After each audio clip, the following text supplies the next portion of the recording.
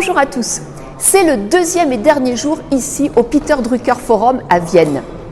Cette thématique du deuxième jour, je la nommerai le leader résilient. Qu'avons-nous appris? Première idée, on s'aperçoit qu'ici les entreprises parlent de la raison d'être.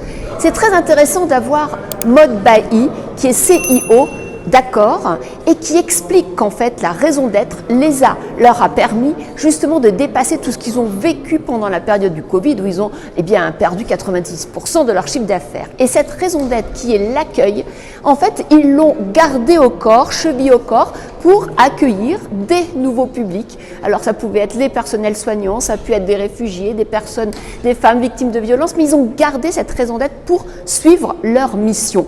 Et ce qui est important dans cette première idée, c'est qu'en fait la raison d'être des entreprises, elle doit rejoindre, être alignée avec la raison d'être des collaborateurs. Cet phasage, cet alignement est très important si on veut pouvoir bien garder un collaborateur engagé.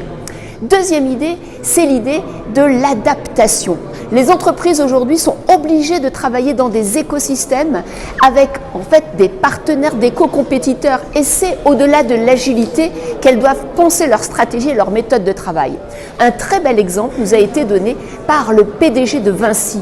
Vinci, vous savez, a différentes activités et son secret, ce qu'il nous a dit, c'est qu'en fait c'est la décentralisation des unités, des business units qui a permis en fait cette agilité et qui a permis à chaque activité, à chaque métier, à chaque équipe de récolter les besoins du terrain et d'aller donc vers une performance rapide, une performance en tout cas co-construite. La troisième idée, c'est vraiment l'idée des compétences du leader. Alors ce leader d'après-pandémie, ce leader qui est là pour redonner du cap alors que l'environnement est chaotique. Ce leader, il est là pour apprendre aux collaborateurs à penser. C'est ce que nous dit la DRH Monde d'Hermès, parce que savoir penser, en fait, ça s'apprend, ça s'outille et en même temps ça se partage. Au-delà de l'authenticité, de la créativité, c'est cette compétence que nous continuerons à creuser. À bientôt pour le live sur la synthèse totale de ce Peter Drucker Forum.